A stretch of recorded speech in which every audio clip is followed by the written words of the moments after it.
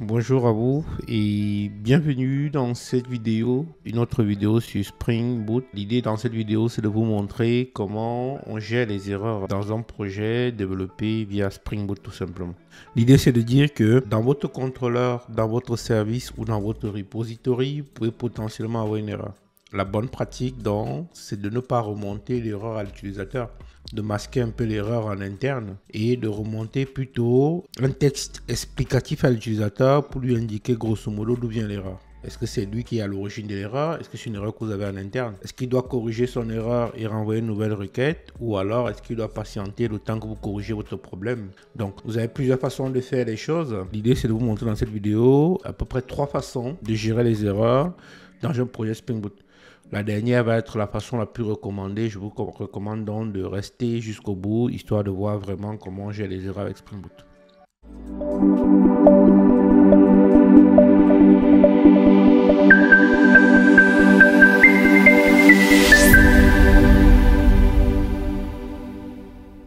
Bienvenue encore, je suis Achille Bougang, développeur depuis assez longtemps pour transmettre mes connaissances. Et comme j'aime bien le faire, je propose donc dans cette vidéo de vous montrer comment encore une fois gérer les erreurs avec Spring Boot. Si vous êtes nouveau sur la chaîne, abonnez-vous, cliquez sur le bouton like là pour que la vidéo soit propagée au plus grand nombre. Si vous avez des questions, vous n'avez pas tout compris, vous voulez échanger sur ce que je viens d'aborder comme sujet, typiquement la gestion des erreurs ou tout ce qui est autour de l'écosystème Spring, vous pouvez me retrouver sur mon LinkedIn. J'essaie de répondre toujours à toutes les questions qui me sont posées, ou alors laissez-moi un petit commentaire et puis je réponds aussi bien sûr à tous les messages qui sont déposés en commentaire de la vidéo. Asseyez-vous bien, installez-vous bien, prenez un bon verre et puis on va passer un très bon moment ensemble. Cette vidéo est la suite de notre vidéo sur introduction à Spring Boot. Je vais mettre le lien dans la vidéo quelque part là et ça va apparaître, ou dans les commentaires vous avez le lien directement vers cette vidéo et ce cours là. Dans cette vidéo, qu'est-ce qu'on a fait? On a créé une application qui permet à l'utilisateur de donner leur avis. En gros, chacun peut venir dans une zone de saisie, laisser son avis sur un service qu'il a utilisé pour dire en gros qu'il est satisfait ou pas très satisfait. Il ne va pas le dire sous forme d'émoticône, vert pour je suis content, orange pour je suis mitigé ou bien rouge pour je suis pas très satisfait. L'architecture qu'on a utilisée pour cette application, c'est un front, un back et une base de données. Notre back, bien sûr, c'est du Spring Boot en fait, tout simplement. Quand on met le logo de Spring Boot, on se retrouve quelque part comme ça sur le back. Pour que vous ayez bien compris ce qu'on a fait dans cette vidéo là aussi, avant d'arriver sur les erreurs, il faut se dire que notre back là, on l'a découpé en plusieurs parties. La base de données, bon, ça ne fait pas partie du back, mais bon, nos données évidemment atterrissent dans la base de données tout simplement. Notre back est là et puis on aura un front pour avoir des requêtes en fait. Dans notre back, on a dans l'API par laquelle rentrent nos différentes requêtes. Deuxième couche, on a la couche de métier qui va traiter les différentes données. Supposons qu'un client va rester par un sentiment, c'est dans la couche métier qu'on va traiter cette information là bien sûr. Dans la couche repository, il faudra se dire aussi que c'est la couche qui a le droit d'accéder à la base de données. L'idée c'est que aucune des couches supérieures n'accède à la base de données sans passer par la couche repository bien sûr. On a une couche transverse qui contient nos différentes entités qu'on manipule. On manipule 2 entités principalement, un client et un sentiment, qui est le sentiment et donc le sentiment déposé par un client tout simplement. Pour le front, vous pouvez utiliser du React, ça marche très bien aussi, de l'Angular. Vous pouvez faire une application mobile aussi, mais nous on va utiliser Postman ici pour nos différentes requêtes. L'idée c'est que la requête est transmise par le front, elle arrive dans l'API. L'API transmet à la couche de métier ou la couche service tout simplement pour tous les éventuels traitements. C'est dans cette couche aussi qu'on va aussi déclencher nos erreurs comme on verra par la suite. La couche repository qui est la couche la plus basse qui a le droit d'accéder à la base de données. Une fois qu'elle est écrite dans la base de données, on fera le chemin inverse pour répondre aux clients bien sûr. C'est comme ça que ça marche à peu près notre architecture. Ce qui nous intéresse, c'est de se dire que, imaginons que dans la couche métier là, il y a quelque chose qui ne tourne pas rond, ou bien quelque chose qui n'est pas bien tout simplement. Par exemple, quelqu'un vous dit, moi je veux un client numéro 4 ou alors un client numéro 500. Mais dans votre base de données, vous n'avez pas de client numéro 500 en fait. Donc, à ce niveau-là, vous aurez une erreur à remonter à l'utilisateur, tout simplement. Parce que quand on fait une API RESTful, quand quelqu'un recherche une information via son identifiant, ça veut dire que l'identifiant qu'il transmet existe dans la base de données. Si l'identifiant n'existe pas, il faudrait qu'on puisse remonter une erreur à l'utilisateur pour dire qu'il y a une erreur dans l'application, l'identifiant qu'il a donné n'est pas connu. Ou alors on va donner une bad request, on verra ensemble comment on gère ce genre de cas, tout simplement. Donc, on aura trois façons de faire la même chose. Soit via le contrôleur, soit via une méthode qu'on rajoutera dans notre contrôleur aussi, soit via ce qu'on appelle un controller advice en fait. Les trois méthodes sont possibles. Je vous montrerai comment on fait pour chacune des méthodes et à la fin, je vous montrerai celle qui est la plus recommandée, bien sûr. Donc, vous prenez le projet. Je vais vous mettre aussi le lien vers le projet sur GitHub dans la description aussi. Vous pouvez cloner le projet directement pour démarrer le projet, bien sûr. Vous prenez le projet. Je vais lancer le projet aussi avec vous. Okay. Comme ça, mon projet va démarrer sur le port 8080 ici. Comme je vous ai dit, en termes d'architecture, on est plutôt dans une architecture classique ici. Le contrôleur, c'est par où rentrent nos requêtes. On peut créer un client, en fait, tout simplement. Chaque client peut déposer un sentiment ou alors un avis aussi. Les deux se valent tout simplement ici dans notre cas. Donc, nous, on va se concentrer ici sur le client. Donc, je vais donc ouvrir ici mon client contrôleur. Pour notre cas, ce qui nous intéresse, c'est ici ce cas-là. Quand on dit qu'on veut lire un client. Lire un client, c'est quoi? Ça veut dire que dans notre client, c'est-à-dire quand je parle de client, je parle en termes d'application ici pour le coup, que ce soit Postman ou du React ou une application mobile, on va faire un appel vers l'API client. L'API client pour lire va donc s'appuyer sur le service lire ici, tout simplement. Donc, client, l'ID du client qu'on va lire ici qui est passé sous forme de variable. On aura donc ici en entrée une passe variable qui va permettre de lire la variable qui est ici et l'insérer dans l'ID ici tout simplement. Donc si je fais client 4, l'ID vaudra 4 ici. Si je fais client 5, l'ID vaudra 5. Si je fais client 30, l'ID vaudra 30. Quand je vais rentrer dans mon client service ici, dans la méthode de lire, dans la vidéo que vous allez voir, qui est encore une fois dans la description, ce qu'on a fait, c'est qu'on s'est dit, on va appeler le client repository pour lui dire fais un find by ID.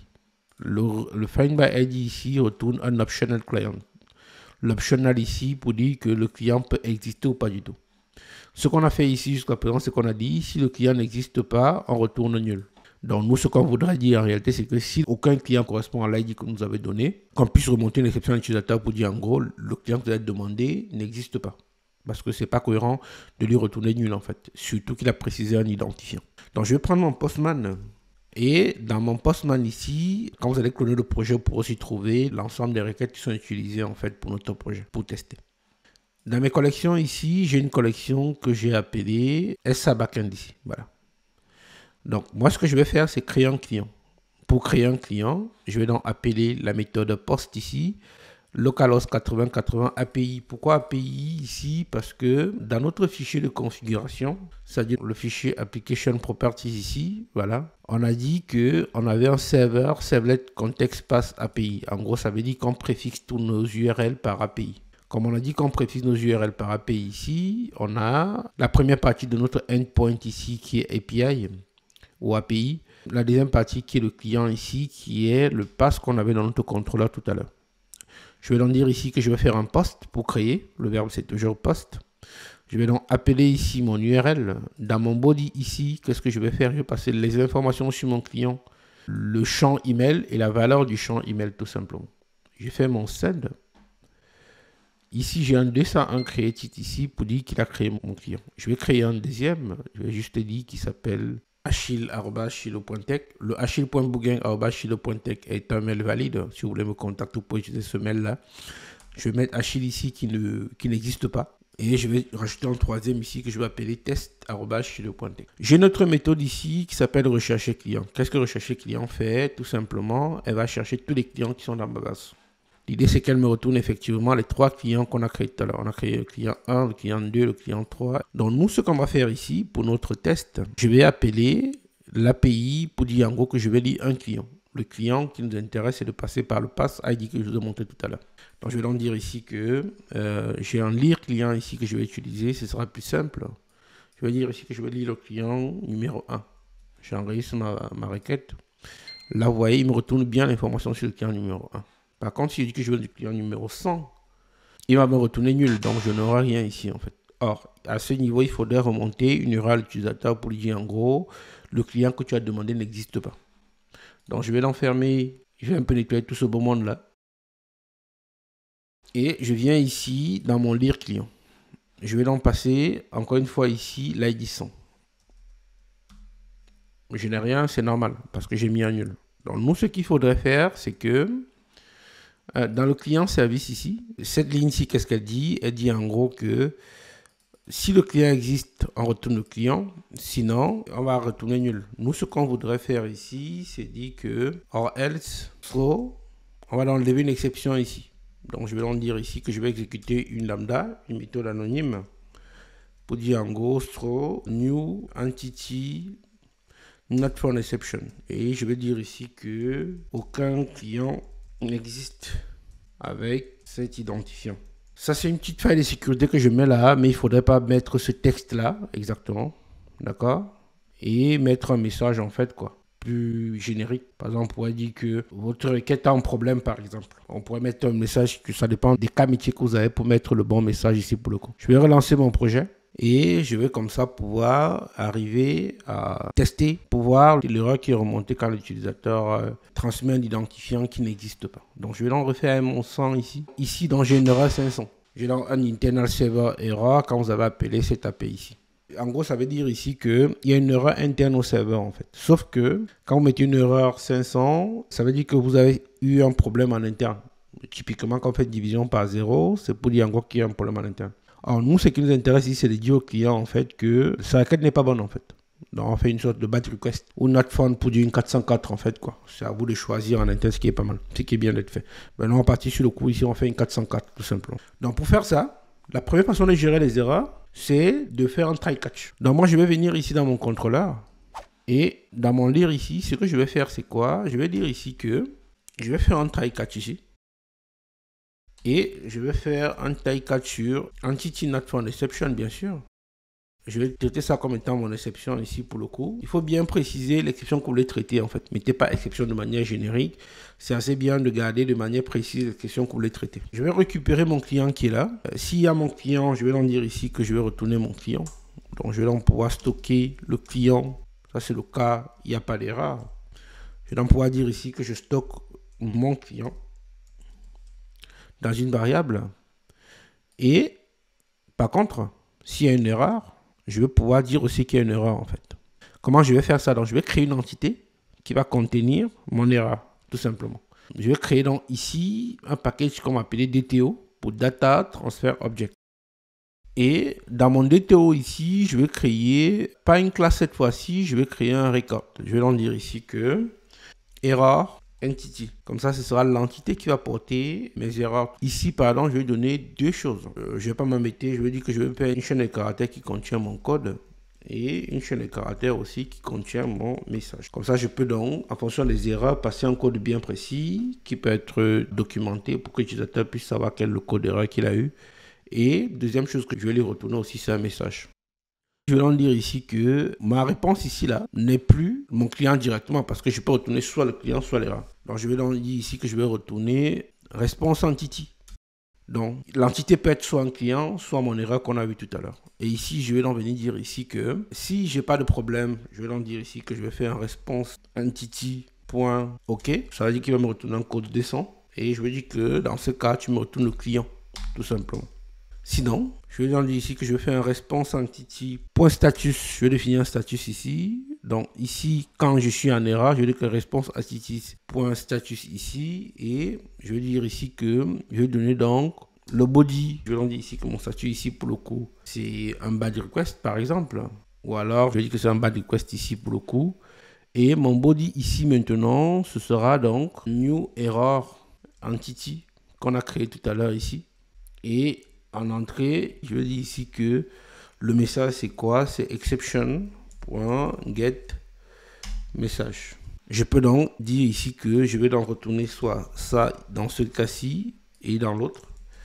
Ce sera ça qui sera retourné. Donc, l'idée ici c'est de dire quoi? C'est que quand j'ai une erreur, je retourne dans un bad request. Et je vais donc dire dans un second temps ici que s'il n'y a pas d'erreur, je vais retourner mon client tout simplement. Et comme ça, dans mon body de ma bad request ici, je pourrais donc passer en paramètre donc mon erreur entity avec un message pour l'utilisateur tout simplement. Je vais redémarrer mon projet et je vais pouvoir tester comme ça pour voir d'où vient mon éventuel problème. Vous voyez donc ici, mon message est un peu plus clair pour l'utilisateur pour le coup. Je lui retourne un objet qui dit ici que j'ai pas d'utilisateur qui correspond à l'ID. Si j'avais un code, je rajouterais mon code ici. Et surtout, mon statut ici, c'est BAT request. Comme j'ai un code de retour qui commence par 4, l'application appelante, c'est donc que c'est d'elle que vient le problème. Et donc, elle peut donc éventuellement modifier l'ID qui est ici. Et comme ça, elle a le bon client. Voilà la première façon de gérer les erreurs. Deuxième façon, c'est de créer dans le contrôleur ce qu'on appelle un exception handler. Dans votre contrôleur ici, autre chose que vous pouvez faire, je vais garder la réponse qu'on avait tout à l'heure ici. Je vais donc dire ici que je vais retourner directement le client. Je ne vais pas gérer les réponses entity. Je vais dire ici que je garde mon client. Ça ne change trop rien par rapport à ce qu'on avait avant. Et ce que je vais dire ici, c'est que je vais revenir ici et je vais tout simplement créer une méthode publique qui va me retourner un error entity et puis je vais l'appeler handle exception. Donc, qu'est-ce que je vais faire ici? Donc, je vais prendre en entrée ici mon entity not found exception que je vais traiter avec l'objet exception. Et je vais dire ici que je vais en return pour le coup. Même chose, je vais retourner donc ici un new error entity. Le code c'est nul. Et ici, ce sera exception get message.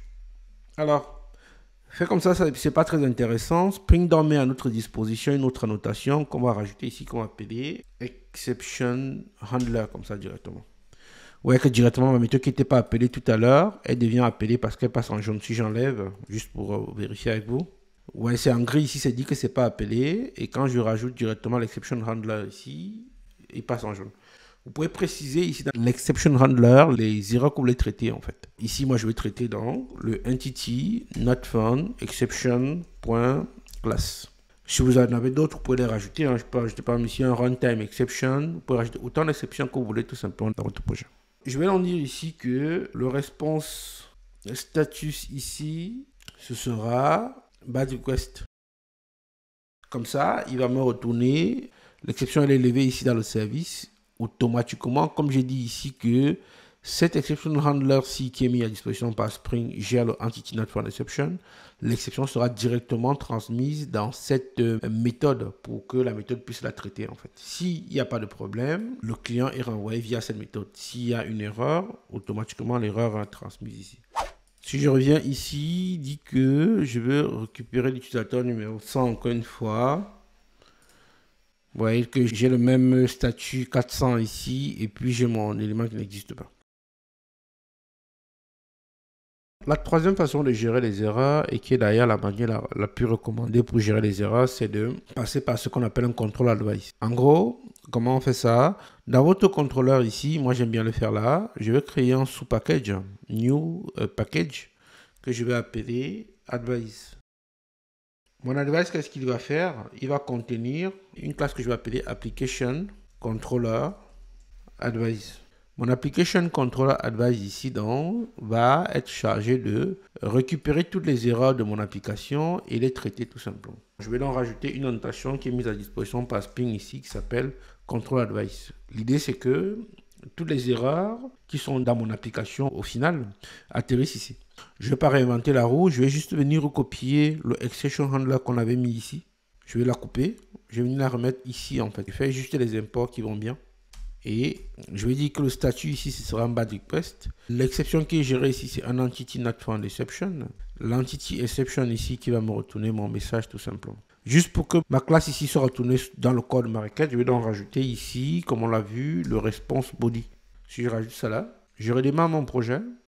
Dans le control advice, donc comme c'est une classe en fait, vous pouvez donc comme ça rajouter autant d'exceptions à traiter que vous voulez. Ou bien autant de méthodes que vous voulez dans votre control advice. Je vais en venir ici. Si je remets mon 100 ici, vous voyez donc qu'il passe bien dans mon service ici. Je vais mettre un point d'arrêt là. Vous voyez, il atterrit bien ici dans mon control advice en fait, en fonction de l'exception qui a été déclenchée. L'exception est là, le message est bien là en fait. Si j'exécute mon application jusqu'au bout. Et dans mon postman, vous voyez donc j'ai donc mon message ici. Comme je vous le disais, je peux donc rajouter une autre méthode ici. Je vais faire sélectionner une méthode, je vais la dupliquer ici. Et je vais leur dire ici que cette méthode ici, je vais la modifier un peu quand même. Je vais dire que handle runtime exception. Et ici, je vais dire que je vais gérer par exemple une runtime exception. En fait, si vous créez une exception dans votre projet, vous pouvez passer l'expression de votre projet ici, en fait, tout simplement. Et ici, vous récupérez l'information. Donc voilà comment vous pouvez rajouter autant d'exceptions que vous voulez. Si vous voulez mettre ici, c'est pas moi, un not found, vous pouvez mettre un not found en fait. Si vous voulez mettre un conflit, vous mettez un conflit en fait. Par exemple, si quelqu'un a deux fois la même adresse email, vous pouvez mettre un conflit en fait. Voilà à peu près comment vous pourrez gérer les différentes erreurs avec Spring Boot. Si cette vidéo vous a plu, n'hésitez pas à la partager autour de vous. Abonnez-vous à la chaîne. Je vais publier comme ça assez souvent des contenus autour de Spring et autour du développement en général. Laissez-nous un petit commentaire pour nous donner votre avis sur ce qu'on vient de voir ensemble là. Si vous avez une question, vous pouvez la mettre en commentaire. Vous pouvez aussi me retrouver sur LinkedIn. J'essaie de répondre à toutes les questions qui me sont posées. Encore une fois, j'espère que vous avez passé un bon moment, que vous ne repartez pas les bras bredouilles et qu'on aura très bientôt l'occasion d'échanger sur vos différents sujets en fait. À très bientôt. Merci encore et au revoir.